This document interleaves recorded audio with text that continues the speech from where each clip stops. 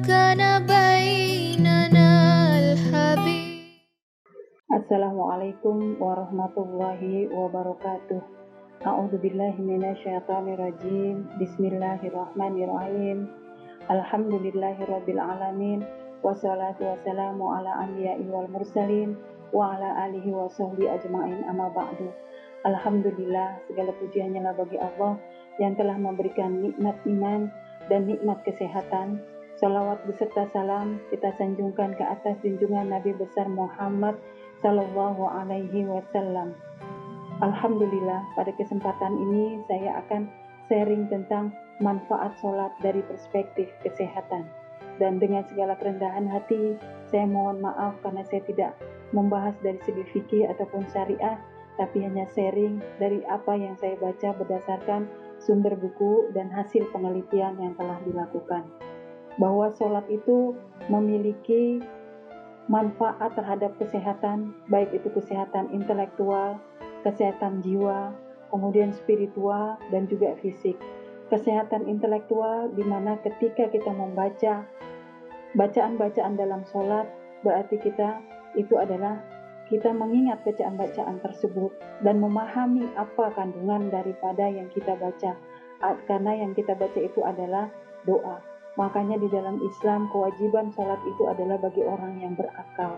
Sehingga kesehatan intelektual itu juga berkaitan dengan sholat. Kemudian dengan sholat juga akan menimbulkan ketenangan jiwa dan juga spiritual. Serta dalam gerakan-gerakan fisik tersebut juga itu akan memberikan manfaat terhadap kesehatan. Ayat Al-Quran tentang sholat seperti di dalam Quran surat Hud yang artinya, dan dirikanlah sholat pada kedua ujung siang, pagi dan petang, dan pada bagian permulaan malam. Sesungguhnya perbuatan-perbuatan baik itu menghapus kesalahan-kesalahan. Itulah peringatan bagi orang-orang yang selalu mengingat Allah. Jadi bahwa kita diwajibkan sholat ya. Kemudian di dalam Quran surat Al-Baqarah ayat 153 yang artinya, hai orang-orang yang beriman, jadikanlah sabar dan sholat sebagai penolongmu. Sesungguhnya Allah beserta orang-orang yang sabar. Sehingga sholat itu juga menjadikan penolong dan bagi orang-orang yang beriman serta bersabar. Di dalam hadis tentang sholat, yaitu hadis Bukhari nomor 330 halaman 107, yang artinya diriwayatkan dari Abu Hurairah bahwa ia mendengar, bagaimana menurut kalian apabila di rumah kalian ada sebuah sungai, kemudian setiap hari engkau membersihkan diri di sana sebanyak 5 kali sehari, apakah akan tersisa kotoran? Mereka menjawab, tentu tidak akan ada kotoran yang tersisa. Beliau bersabda lagi, maka demikianlah dengan sholat 5 waktu. Dengannya Allah akan menghapuskan kesalahan-kesalahan. Dari segi kejiwaan bahwa sholat itu juga akan menghapuskan kesalahan-kesalahan kita. Selain itu, sebelum sholat kita akan memulai dengan wudhu, dengan membersihkan tangan, membersihkan mulut, membersihkan hidung. Itu adalah satu pola hidup yang sehat, di mana pada masa pandemi ini juga kita perlu banyak mencuci tangan, kemudian perlu juga membersihkan mulut dan hidung kita, karena seperti kita ketahui bahwa virus corona terdapat reseptornya yaitu di bagian hidung, sehingga 5 kali sehari kita melakukan sholat berarti kita akan wudhu, dan itu mudah-mudahan dengan itu kita akan menjaga kebersihan diri. Definisi sholat yaitu secara bahasa itu seperti dalam Quran surat At-Taubah ayat 103 yang dalam potongan ayatnya artinya, dan berdoalah untuk mereka, sesungguhnya doa kamu itu menjadi ketentraman jiwa bagi mereka. Kemudian menurut istilah bahwa serangkaian kegiatan ibadah khusus atau tertentu yang dimulai dengan takbiratul ihram dan diakhiri dengan salam, di mana pada pergerakan-pergerakan sholat tersebut tidak hanya fisik saja, tetapi juga memberikan satu ketenangan jiwa.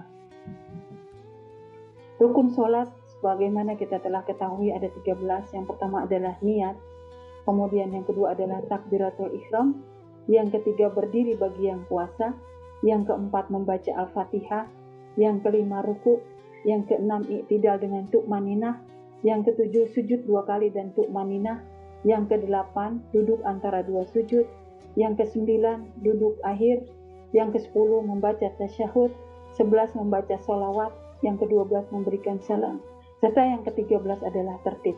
Dari urutan-urutan sholat ini, semua mempunyai manfaat terhadap kesehatan.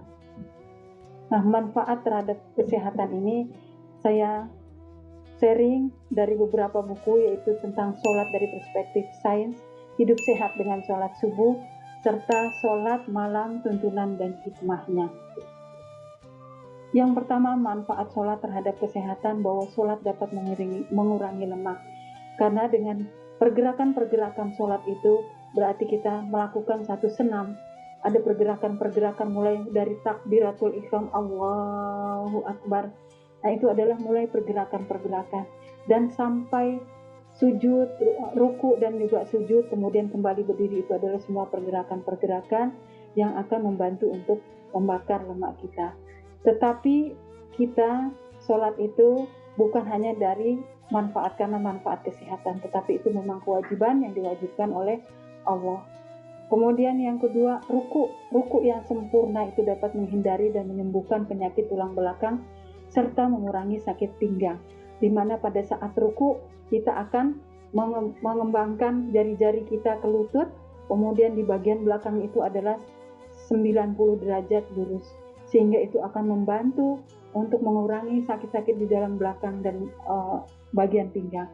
Kemudian yang ketiga adalah gerakan membengkokkan jari ketika kita sujud, ya, ketika sujud dan duduk antara dua sujud, dan juga pada tahiyat akhir, di mana pada tahiyat akhir yaitu kaki yang sebelah kanan diberdirikan, kemudian kaki kiri yaitu diduduki oleh kita, ya. Nah, itu adalah membantu mengurangi untuk risiko penyakit jantung. Dan pada dasarnya di dalam sholat itu sendiri itu ada doa. Di antaranya yaitu doa di antara dua sujud, Rabbighfirli warhamni wajburni warfa'ni warzuqni wahdini wa'afini wa'fu anni. Ya Allah, ampunilah aku, sayangilah aku, tutuplah aib-aibku, angkatlah derajatku, berilah aku rizki, berikan aku petunjuk, sehatkan aku dan maafkan aku. Sehingga di dalam sholat itu sendiri kita mengandung doa, yaitu minta diberikan kesehatan oleh Allah. Kemudian telah dilakukan penelitian manfaat lain terhadap sholat, yaitu bahwa posisi sujud adalah posisi yang terbaik terhadap kesehatan jantung dan otak, karena otak akan mendapatkan oksigen yang mencukupi ketika sujud, di mana telah dilakukan penelitian yaitu dengan menggunakan elektroensefalogram, ya. Jadi ketika sujud itu dilakukan elektroensefalogram ini dilakukan sebelum sholat, kemudian selama sholat dan setelah sholat. Ternyata hasil dari penelitian tersebut, posisi sujud itu adalah posisi rileks, di mana yang berkembang dari gelombang alfa yaitu 8 sampai 13, di mana ada 5 gelombang di dalam otak kita, yaitu gelombang gamma 30 Hz, kemudian beta 13 sampai 30 Hz, kemudian alfa 8 sampai 13, theta 4 sampai 8, dan delta 0,5 sampai 4 Hz. Gamma itu adalah di mana otak beraktivitas, beta itu dalam keadaan sadar, alfa itu adalah dalam keadaan rileks, theta itu mengantuk, dan delta itu dalam keadaan tidur yang nyenyak. Ternyata dari hasil penelitian tersebut, gelombang ketika sujud itu adalah yang meningkat adalah gelombang alfa. Artinya kondisi rileks pada saat sujud, di mana kita betul-betul menghadap kepada Allah dalam keadaan sujud dan mengembalikan oksigen ke otak. Dan setelah sholat pun dilakukan pengukuran, yaitu setelah sholat yaitu adalah gelombang gamma. Ketika sujud adalah gelombang alfa, rileks, dan setelah sholat itu gamma. Kemudian manfaat yang lain yang dilakukan dari penelitian yaitu terhadap jantung, terhadap fungsi jantung, di mana pada penelitian tersebut telah dipasangkan yaitu elektroda, ya, elektroda di bagian dada dan di bagian tubuh, ya, di mana sebelum melakukan gerakan-gerakan sholat, responden dibaringkan. Kemudian setelah itu persiapan untuk sholat berdiri. Dalam gambar ini nampak posisi-posisi yang menggambarkan posisi sholat, kemudian hasil nadi. Pada saat baring itu nadi responden itu 75, kemudian ketika berdiri itu meningkat yaitu 87, pada saat ruku itu turun 79, dan pada saat sujud itu adalah 72. Di mana pada saat sujud posisi jantung itu dekat dengan otak ya. Kemudian seluruh aliran darah mengalir dengan lancar dari hasil penelitian ini. Kemudian pada saat duduk kembali itu nadinya 78. Ini adalah hasil rata-rata dari pengukuran EKG terhadap responden yang dilakukan pada penelitian tersebut.